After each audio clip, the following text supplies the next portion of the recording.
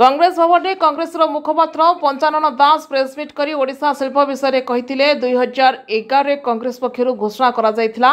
manufacturing करी GDP वृद्धि कराजिबो MSME make in India करागला किंतु ओडिशा रे इन्वेस्ट वर्किंग कैपिटल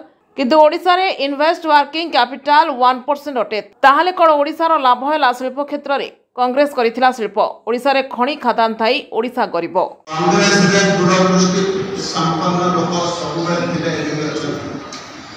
सेति पई कांग्रेस कोन करथला ना देश विदेश रे कोन होला ताको देखि निज देश केमति अग्रगति करबा ता विषय से चिंता करथला आपण देखिबे जीडीपी की मैन्युफैक्चरिंग प्रोडक्शन में जेते बेसी कंट्रीब्यूट करिवो सेते एम्प्लॉयमेंट जनरेशन आबो सेते आपण एक्सपोर्ट बढ़िबो सेते आनुषंगिक जिंस आपण तो नाम राव पार्टी का जोड़ा कांग्रेस समय रही थे लेकिन से ऑनलाइन को तो ताबा कहते टाउनशिप बना करते इंडस्ट्री बाहर ना करते छोटे छोटे इंडस्ट्री का से बड़ी उठला जो ताको विभिन्न मात्रा देले कहते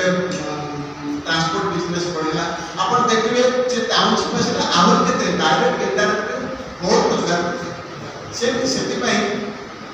कांग्रेस सरकार सदाबळे मैन्युफैक्चरिंग रे बढ़ाइबो से चिंता आ जीडीपी रे कंट्रीब्यूशन रे बढ़ाइबो से चिंता सेमाने देखले कांग्रेस सरकार देखले जे ओडिशा रा सिमिलर इकोनॉमी गुडा करे जीडीपी रा कंट्रीब्यूशन मैन्युफैक्चरिंग रा जीडीपी कंट्रीब्यूशन 16 ରୁ 34% अछि मैन्युफैक्चरिंग रा शिल्प कारखाना जीडीपी रे कंट्रीब्यूशन अंशदान जीडीपी रा अंशदान रे प्राय 15 ରୁ 34 बार एशिया का अन्य देश सेते कांग्रेस एबे तो कई अन्य देश से कंपेयर करके कथा को नाम तो ओडिशा वाला ऑनलाइन पैसे कंपेयर करके कथा करनांती